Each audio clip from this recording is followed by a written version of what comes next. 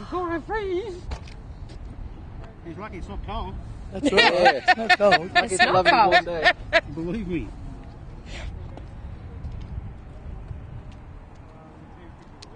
I want to go and roll down.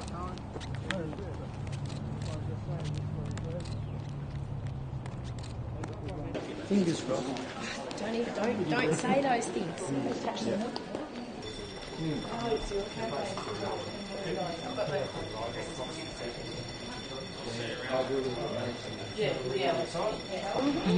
love it. Because you can only see one part on your body. You cannot see the real part.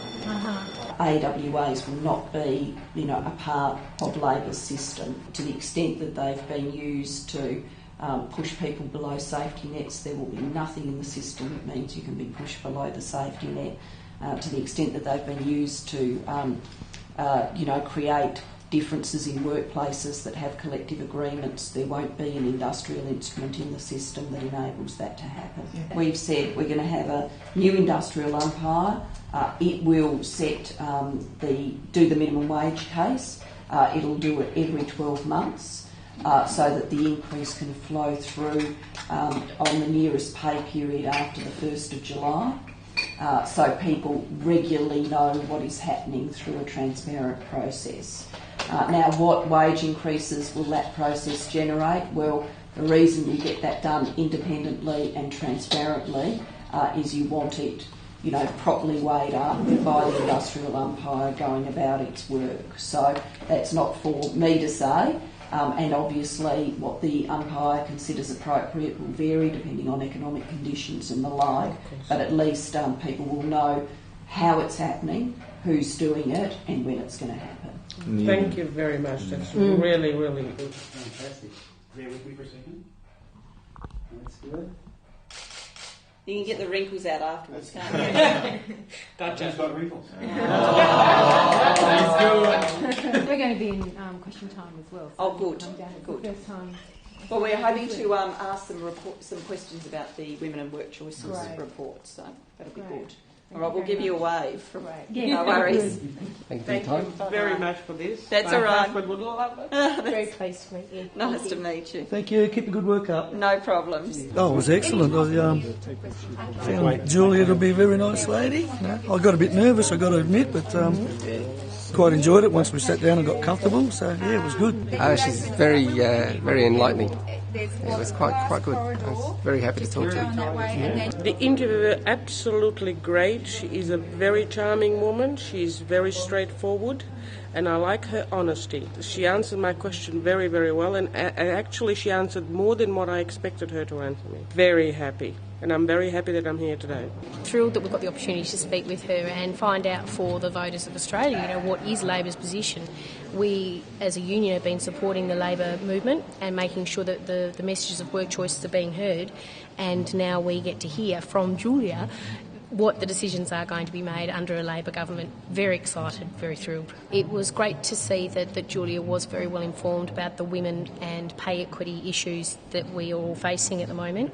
Her understanding of that as being part of the childcare sector was known to her, and to hear that she's going to be questioning that in question time today is great to speak to the report that was released today.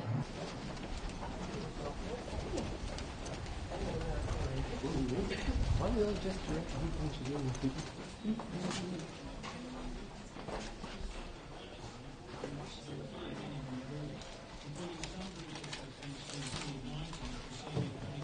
you like to come in? The minister's still in question time, so you should want to. Yeah, duck suit. Can I have a quick? Yeah, that's what I thought. Yeah, sorry, I haven't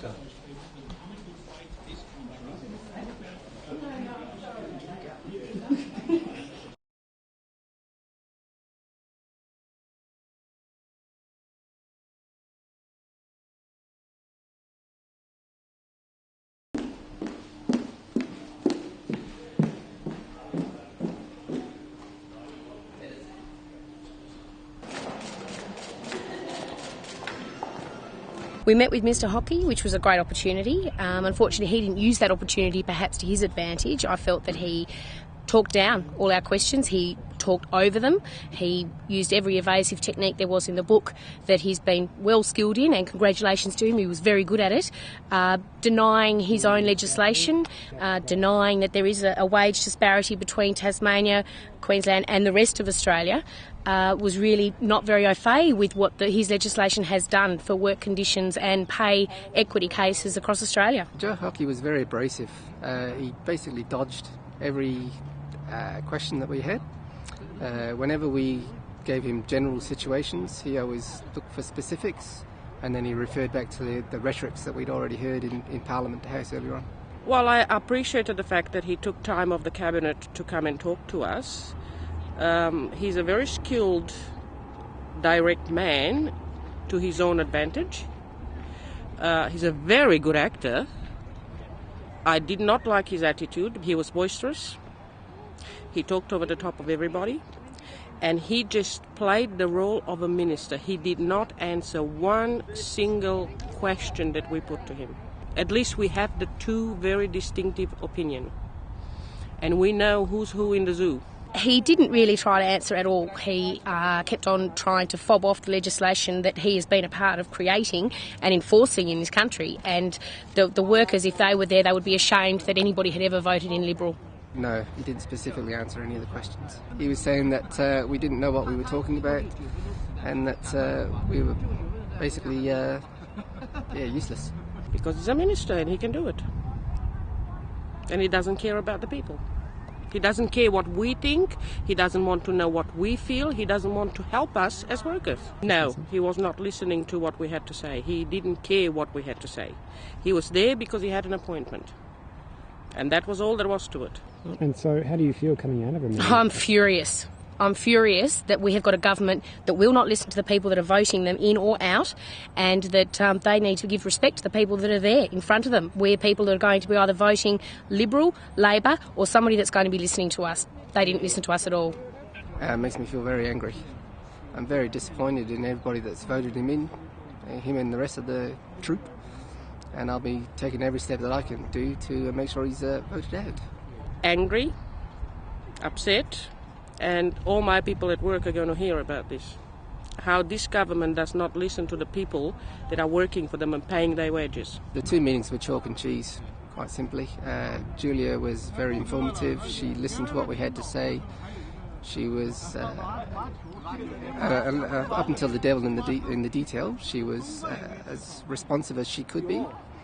Whereas Minister Hocking was belligerent and basically denied everything we said. Julia Gillard, she was very communicative and was wanting to hear about the real issues that there are for people in this country.